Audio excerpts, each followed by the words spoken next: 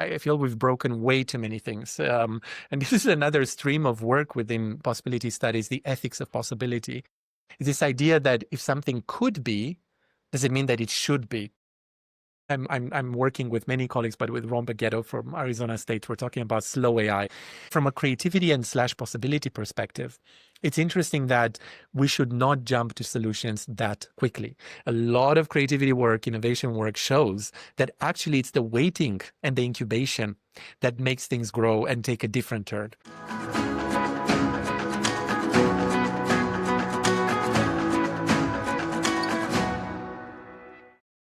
This is Mark Blackwell. Welcome to the Arcaro Insights podcast. This is the show where we help business executives with tools and techniques to thrive in a complex world. Today, we are delighted to have as our guest Vlad Glaveanu. Vlad is a professor of psychology at Dublin City University in Ireland and also an adjunct professor at the Centre for Science and Learning and Technology in the University of Bergen in Norway. He's the founder and president of the Possibility Studies Network and editor of the journal Possibility Studies and Society. In a 2022 manifesto, he established Possibility Studies, a new field dedicated to exploring how individuals and societies engage with what could be. This research focuses on possibilities across psychological, social, and cultural domains. His work investigates creativity, imagination, and innovation. He is the editor-in-chief of the Palgrave Encyclopedia of the Possible and co-developed the Possibility Thinking Scale, which measures aspects like awareness, excitement, and exploration of possibility. Dr. Glaveanu is also known for his research on AI and education and the impact of generative AI on creativity. His published books include Wonder, The Extraordinary Power of an Ordinary Experience, and Creativity, A Very Short Introduction. Vlad, delighted to have you. Welcome to the show. Thank you so much, Mark. Very happy to be here. We've got a lot of terms that came up in that introduction. Too many perhaps. Let's see what we can work our way through. Exactly. I'm guessing maybe some people in the audience have heard of something about future studies. Some might even be able to define what that means at some level. Can you tell me what is possibility studies? Just maybe answering, absolutely, if you can, and what it might mean for a business person. An elevator pitch of possibility studies.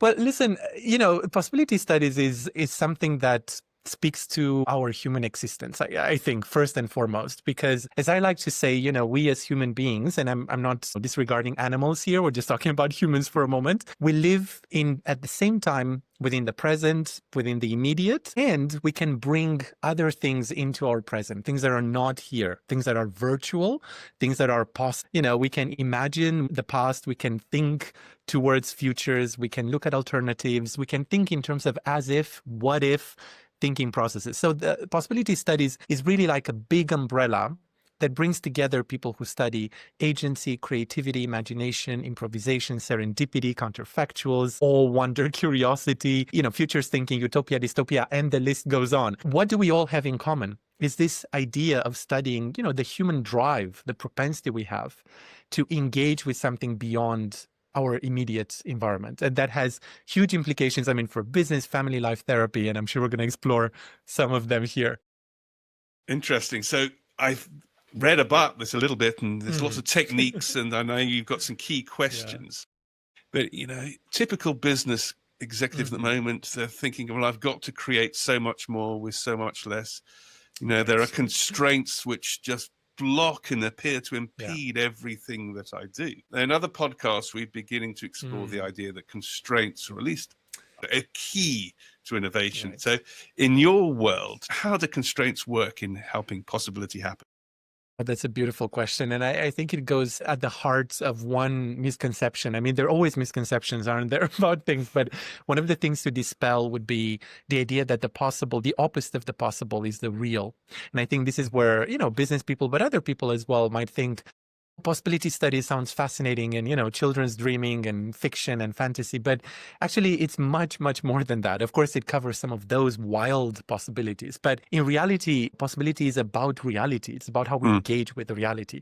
As a psychologist, I know, and this is not my research, but as we perceive things, as we remember things, we infuse them with possibilities. We never have like a photographic memory or even a photographic perception of reality. We fill in the gaps, right? So we do that at the most micro level, not to mention a conversation like you and I are having that is fundamentally open to what could be. I don't know what I'm going to say in 5 words from now. I presume we're going to talk about the possible, but there is this openness to human existence. So, one thing about constraints is that they bring reality to the fore. And I think perceiving, recognizing, navigating, and appreciating constraints is part of what I call, wider possibilities literacy. So I think we meet very, very well in this area. So you got some questions like to help explore, and the idea constraints are important to know where the boundaries are in any problem. Right. But one thing, I think we artificially create boundaries and constraints where they don't exist. In an earlier podcast, we talked about the playground paradox, which is where if you put children on a playground without a border, they will spend their time on the swings. But as soon as you put a fence around the playground, they know where the limits are. They have broken down that artificial constraint and it's gone to the limits. Does that resonate with any of the work that you do? Absolutely. I mean, it goes back to me being a creativity researcher first and foremost, if you want, and I continued to be that after 15, 20 years of studying creativity. There is no creativity without constraints because as you just said, I sometimes do this with students in class. I tell them, draw something versus draw a house, and even adding a tiny, tiny constraint guides a bit the imagination. People can get blocked without constraints. And there is also, I should mention, a fascinating line of work in creativity research in possibility studies around self-imposed constraints. I mean, the greatest creators and any creator really knows the value of kind of guiding their own work. For example, there was a time when I collaborated with colleagues who work with photographers, and there is digital photography and analog, and the old school versus all the new stuff where you see your photo. And some of the greatest photographers would want to go back to the old technique, which is kind of impractical if you think about it. Like they don't even know what they've shot until they develop it. But there is something in the resistance of that material that actually makes the process different and more authentic, more creative in many ways. Interesting. So that sort of helps us create the box, the boundaries. But what techniques do you have, like the what if exercise, to free from things that aren't helpful, maybe? Well, exactly. In other work with a colleague, Katrina Trump, who's in the US, we talk about these kind of more enabling constraints, exactly the things that I was talking to you about. Setting the ground, the boundary that helps us understand what is and move beyond. If there is no boundary, we don't know when we're actually being creative because we don't know when we cross the boundary. So it is an important thing.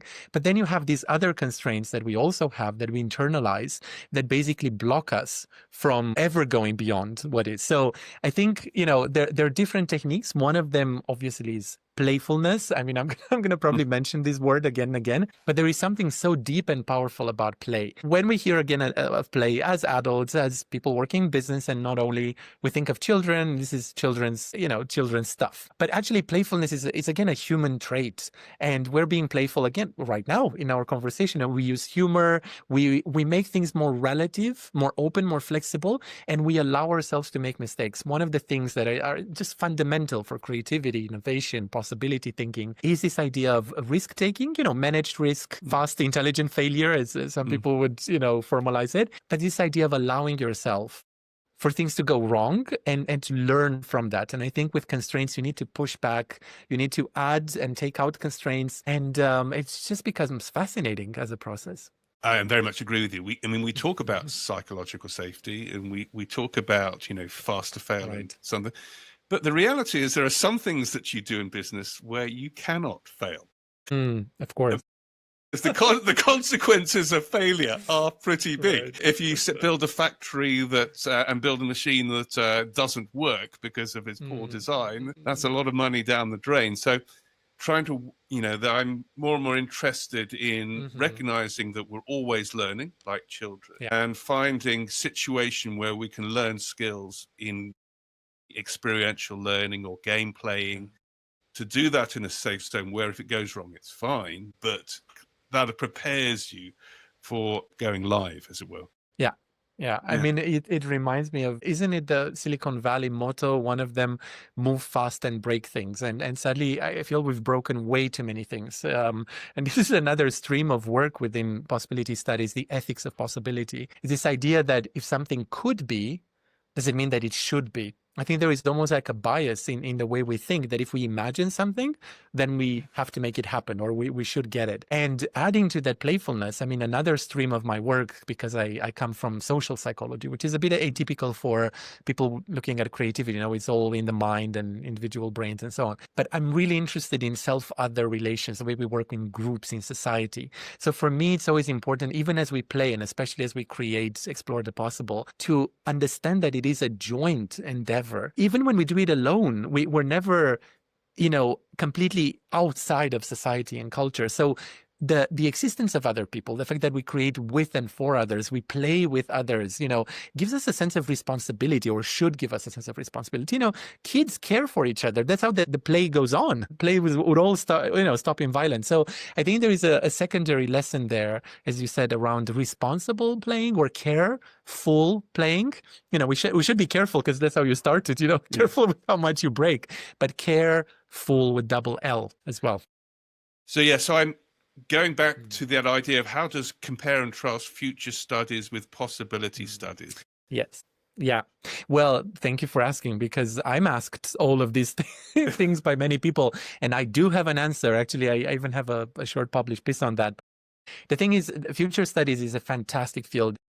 It's much older, it's kind of post-World War II, where people were worried about the bomb and everything. And look at us now, where we are. I think possibility studies is kind of reincarnation of some of those things, because it came about, not fully came about, but it really started off through the pandemic, which is an age of impossibility or wild possibility, something you could never imagine could happen. So I think there is already a historical marker almost of when humanity hits the hardship, the biggest hardships, we start re-engaging with these human traits.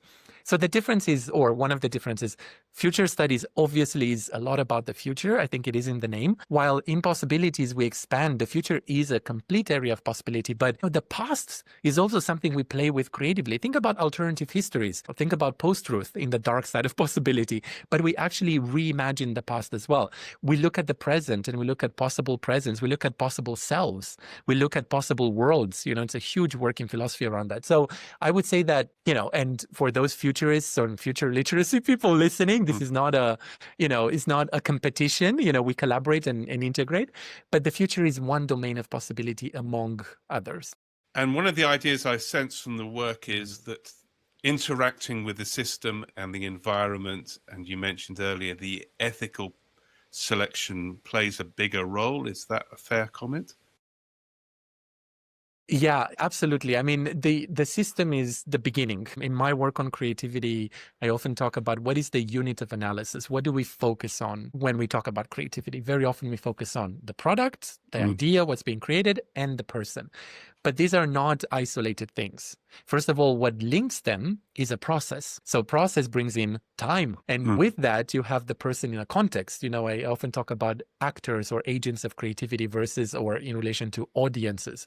And we're both actors and audiences. So I have this systemic view to begin with possibilities. I often, and myself and my colleagues, talk about ecologies of possibility or climates for possibility. And I think this is where I'm sure we're going to go to also questions around how to stimulate, foster these things. It's never by looking just at the individual in isolation. You have to think to map up the system. That's probably the first step, really, in every innovation process. I mean, just throwing you on the deep end now.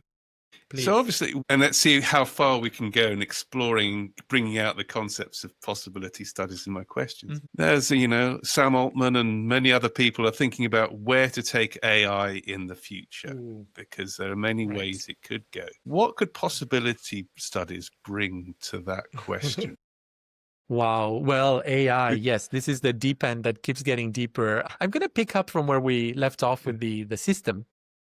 AI is part of the system, and it fascinates me to see because I work in higher ed and, I have a lot of education colleagues. And sometimes you have this fear, which is legitimate to think critically, fear potentially not, because fear kind of blinds us and narrows us, but this resistance to AI, which is almost like bringing the sea back into a bottle or, AI is here. That's it. This is our current context. We should be critical and reflective, but it is a tool, a very special tool. It's much more than, any other tool that we've interacted with as humanity. But from a sociocultural perspective and from a possibility studies perspective, we have always worked with tools and technologies. This is the definition of being a human. I mean, we are Homo sapiens, but we are first and foremost Homo faber. We are the creators of tools. So to me, it fascinates me, and we can go deeper into what it means fully for possibility. But I love looking at online comments. I know I'm a masochist, and I love looking at, creatives talking about AI. And there are so many legitimate concerns, absolutely, to, copyright and, all of that. But what fascinates me is this idea you have to do it yourself, in your head. Otherwise, it's a cheat. You never do anything in your head. You always interact and collaborate. Of course, if you ask AI, give me the idea and I don't do anything, yes, that's simply delegation. But I feel like AI is poking again at our conception of creativity. This happened historically, the Renaissance, and I'm not going to take you that way back, but the printing press, the internet, from the 80s, we started thinking of creativity as a more social thing. Look at social media, look at TikTok, look at everything. Creativity is distributed. We evolve in how we think of our own creativity. And I think AI is really pushing the boundary on us finding two things. One is kind of the human dignity and place that we have and the role we have, which has to do with creativity and possibility in the age of AI, as they say. But the second one is understanding that we are hybrids. We've always been, and we will continue to be. Now, the critical component should always be there, of course. Well, indeed, it echoes a conversation I had 2 podcasts ago with Professor Scott Anthony, who found himself as a new academic, having been a consultant in Tufts Business School, and needed to do something about AI and put a class together on that. And the clear learning from that is to get the hybrid success is human wisdom and the creativity of writing the prompt, which can only come from having lived an experiential life. Yeah. Is how we can really use it to augment ourselves and differentiate ourselves and bring some positivity to this and not think that we're going to let our brains go, because it's the creativity of prompt writing again. Yeah, absolutely. I mean, I do have one added concern. I mean, I'm a dad of 3 very young kids, the moment very young. And I do think, and this is a legitimate question, in terms of the possible and the dynamic of relating to possibilities. AI does open a lot of things, but at the same time, it closes others, of course. And there is something about the process of learning, the grit, the resistance, the tolerance to, the fact that you have to wait. I feel like AI, and the internet already and all the connectivity did something to our patience and to our attention. We talk about economies of attention. We talk about a societal ADHD that we're at. If AI doesn't work and give me something now, I feel frustration, which is a new feeling. So I think there is a question about these younger generations that will only live with AI.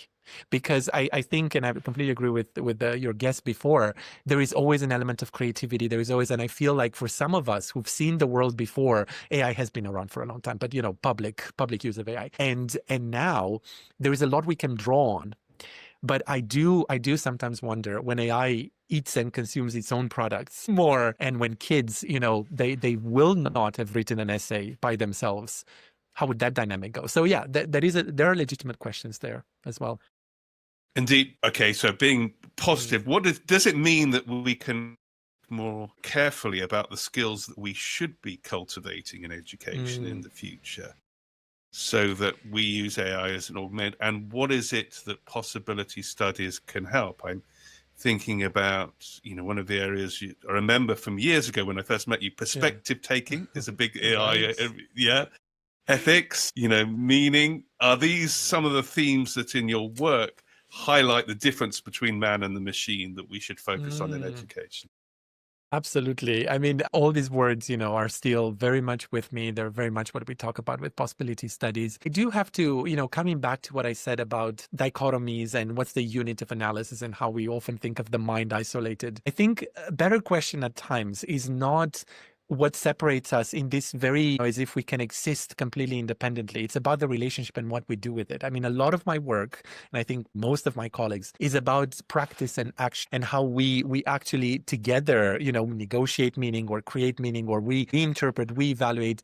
It's the human computer interaction they used to call it in the olden days, but now it's even more. It's kind of a cyborg realities are, coming up more and more. So I think the question of what sets us apart is interesting, but sometimes a bit misleading because it cultivates still this idea that we could be apart from AI. I think AI mimics some of the way we think. It also completely doesn't think like humans because exactly of what you said, there is no emotion embodied. That is fundamental for creativity, possibility, and everything else. So I think what we will discover in time is better and better ways to use it, but also we will have to think seriously of when we have to use it. I think one of the big questions today, as a lot of companies and a lot of national governments, they're investing in AI, investing, although, we see signs of people pulling out and worries of the AI bubble, but, leave that for another podcast. But I think more is not always better. That's another possibility studies lesson.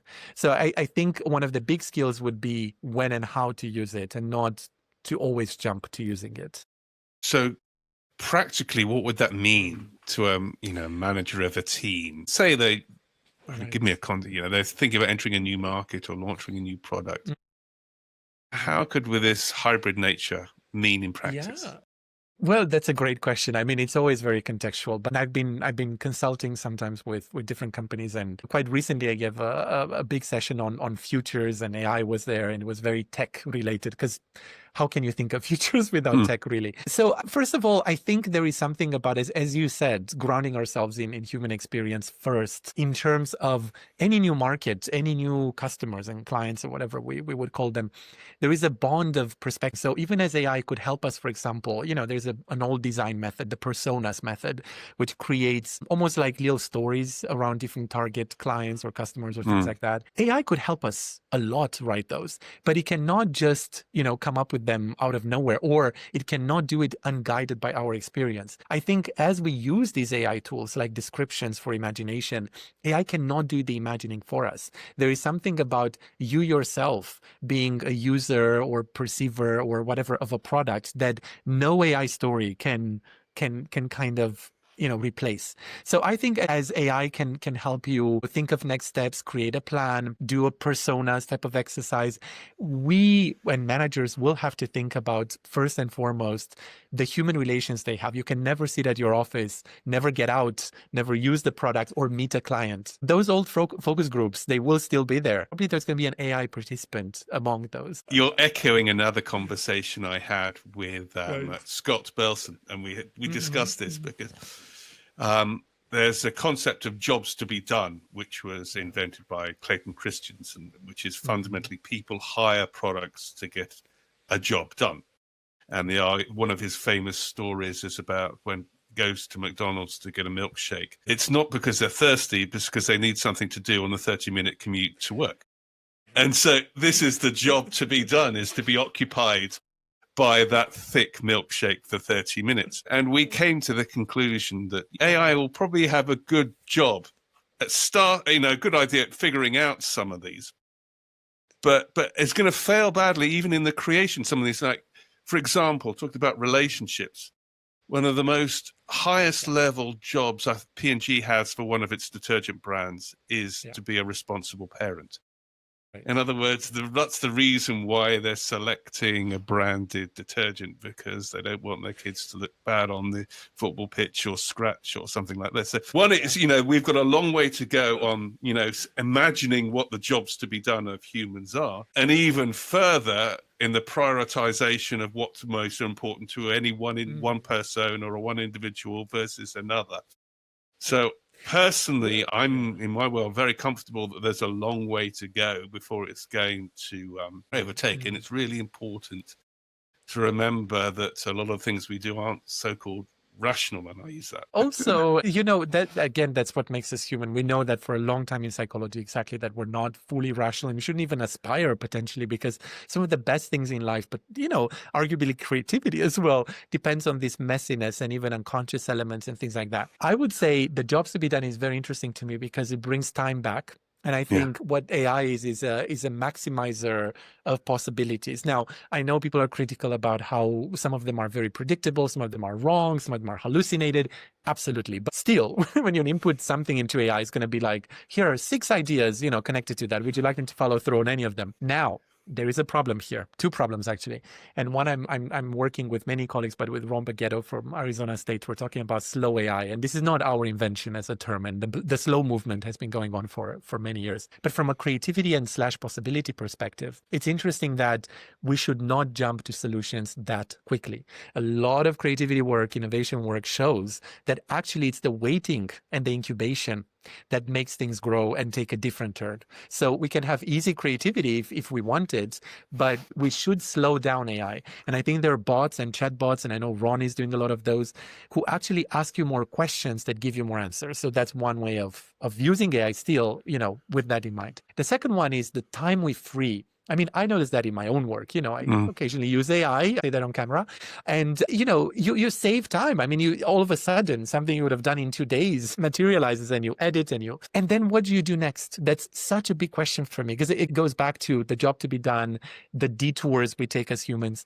I'm afraid that in our go society, we're going to fill that time with more tasks, instead of acknowledging, we've been challenged as humanity really with the work-life balance for a long time, since the Industrial Revolution or before. I wonder, or I worry that AI is actually going to push us over the edge before we come back, because it's freeing time potentially to use more AI to do more things.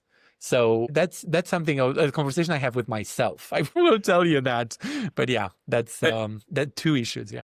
Beautiful. It echoes a conversation I had with someone a month or so ago who was very keen on AI agents and saying, yes, this is going to be the thing for travel. It immediately occurred to me, well, the context dependent. So if I'm a busy business person and no longer have a secretary, and I've got to book a flight to Paris and then New York and down to Mexico, an AI agent is great because it's saving me doing something very tedious. I can see the benefit of that. Different context, family trying to plan its vacation.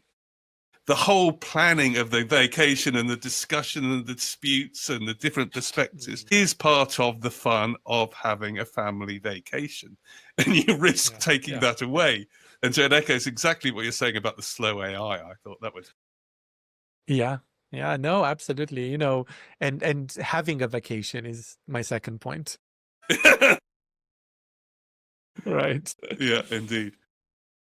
So I suppose the other thing that going back to the use of AI in the commerce, you noted, I think in some of your research, that you've seen AI coming up in silos, in groups, and not missing some of the context. Can you talk to that at all?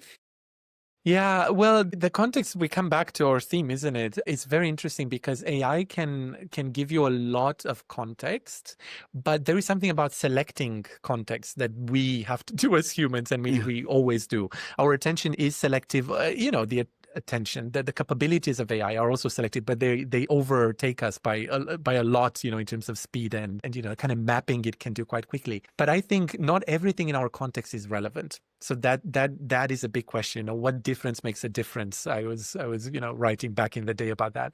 So I think one exercise that we do with possibility studies, for example, is mapping possibilities and mapping systems. And one of the things I love to do, going back to perspective taking and all of that, is to have people gradually expand who they think is relevant in a system. Like I work a lot with educators, for example, and they would put, students, teachers, parents, the traditional things. And then if you stretch them a bit, they're going to think of governments or, ministries of education or something like that, which is all relevant. But then if you use techniques like, playfulness, role-playing, storytelling, and so on, you go into thinking, well, what about media? I mean, mass media is probably one of the biggest actors of education, through apps, through everything. So where is it as an actor? And then non-human actors as well. And then if we push even further, I like to throw in wildcards, to think about jobs that seem completely irrelevant, like, I don't know, dentists and clowns and whatever. But what do those teach us? So I think what AI does, because it is a language model and our thinking, it's very much network based and in terms of exploring immediate associations, we need to retain the capacity to do a cognitive jump or a semantic jump into a different field. And we have possibilities techniques to do that. And with AI, to be fair, you can use temperature or other things to kind of make it more random. But even that randomness, it's not all about randomness. I have great colleagues like Wendy Ross and others who work on serendipity. Now, serendipity is not just chance and randomness. It's chance plus the prepared mind. So the prepared mind will not be the AI mind, because AI doesn't have a mind. It doesn't have intentions. It doesn't have that. We have to have that prepared mind. So I think that's all interesting in terms of using it better, but also understanding when we have to close it off and kind of do some work on our own and come back to it. Because at its simplest, a large language model is only making connections with what has already existed. Right. And it cannot make anything that has not existed, because there's no data set to pull on. It cannot do abstract thinking.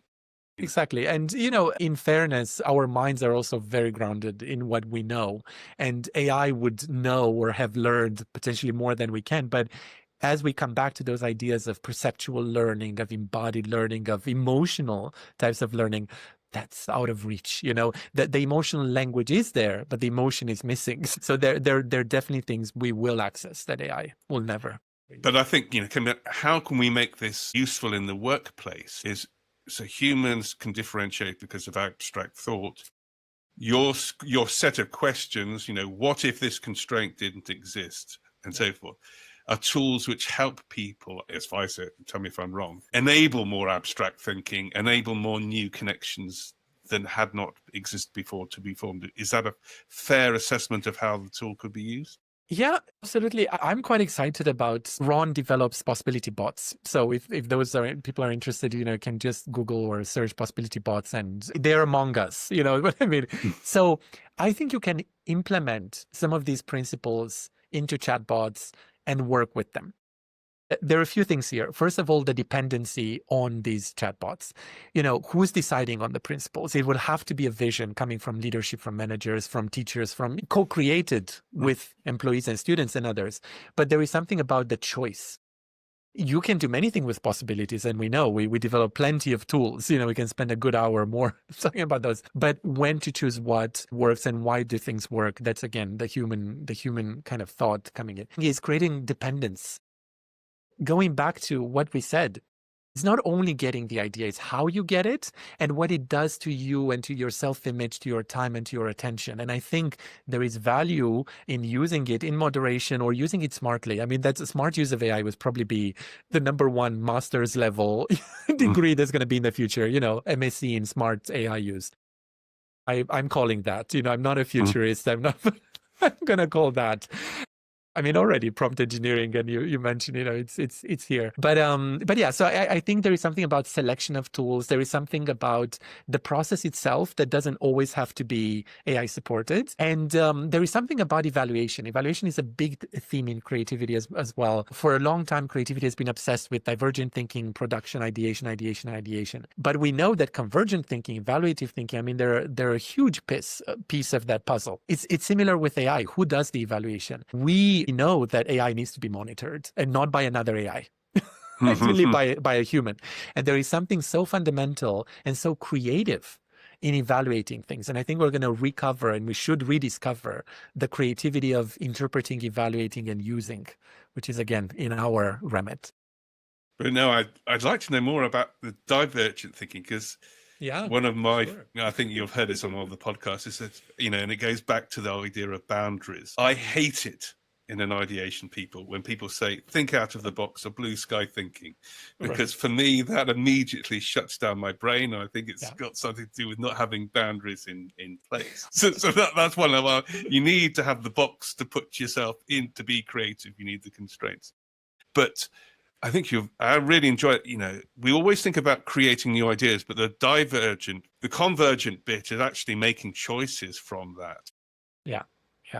unifying, synthesizing. There are different ways of looking at convergence. Todd Lubart and other colleagues have written about that. You can look at it as choice. You can look at it as synthesis. But there is something of this movement towards singular ideas or decisions. Divergent is the plurality of things. And I love plurality. I mean, my whole theory of the possible is based on multiplicity and difference and plurality. But plurality cannot sustain itself. It's the movement, converge, diverge. It's like, I call it, immersion, detachment, and all the rest. But it's working out how to converge with, I suggest maybe in a team-based situation rather than the boss says, this is what we're going to do. So you're really getting the value of the human talent in the room.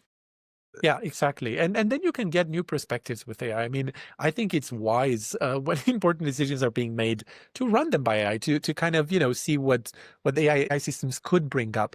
But we can never let that decision or that process solely to the AI, because the human experience would be missing. And then there is something about implementing things that AI it will say, would you like me to do a next step? But at the end of the day, most things we do are human actions and interaction with other humans, and that AI will just leave us there. It will tell us some things. It will write a big text and stuff. But because we have to do it, it's again our creativity that is being called. So thank you, Vlad. So as a wrap up, you have in front of you a mid-career executive managing a young team and grappling with a new world of AI, exposed to the possibilities that exist in possibility studies. Yes. What would be the three things that you would encourage that executive to think about? Well, let me check with AI first. No. Well, so I think I'm going to build on what we said, because I can bring in wonder, utopias, but let's wrap it up. You said from the start, we have a bit too many terms. So let's go back to playfulness, constraints, and ethics. Let's do that, okay? So we talked about constraints. There is, again, the value of hard work, resistance, and perseverance can never be underestimated. I think we live in worlds where frustration and failure are so badly seen. You shouldn't be frustrated. No, nothing should frustrate you. No, there is such a huge place and such a place in learning, not only in possibility thinking and creativity. So welcome the resistance, welcome the frustrations, dwell in it a little bit. Don't go for easy closure, immediate closure with AI, without AI, and so on. The second one is about playfulness. It's the trust. You mentioned trust and psychological safety, and there is nothing that makes a room kind of at ease than starting with this value of play. Tom Ormerod and other colleagues, they talked at some point about the bad idea brainstorm. I don't know if you or your listeners would know, but I love that idea. We brainstorm for great ideas. Let's play a game where the worst idea will be the winner. So let's go at it. People would be shocked at first. They would be kind of, thinking, I don't know, but it is one of the most kind of exhilarating exercises. And actually, if you use that method, as Tom and others developed it, you learn from the bad idea, because what makes it a bad idea? Sometimes a bad idea might not be that bad, So anyway, it's a whole process, but playfulness, the second. And third, I talked about ethics. And I think we should end with that in an age where, and we haven't said about the environmental costs of AI, about copyright, there is the elephant in the room needs to be looked at and studied with AI. So there is an ethics, and I'm gonna talk about use of AI and human relations. You cannot delegate to AI the business of humans, the tasks that make our life meaningful, or decisions that are about and with other humans. I feel that there is an ethics, Kantian ethics, do not look at people as means, but as end goals. AI is a means, but do not let it turn other people into means and the way, we do business or we do just human living. So these are my top three. Fabulous. That's a really good session. Constraints, playfulness, and ethics. We'll remember that. That's title of our podcast. Absolutely. Well done. Thank you so much, Vlad. That's really good. Wishing you all the best. Very exciting. And I love the direction that you're coming at it. It's, I say, non-traditional, non-obvious for many, but I think it's bringing some value to bring that lens to it. So thank you very much. So much. Thanks. Thank you for watching this episode of Arcaro Insights. If you'd like more tools and techniques for thriving in an adaptive world, hit the subscribe button now. Even better, share this with colleagues and friends who face similar challenges. They'll thank you for it.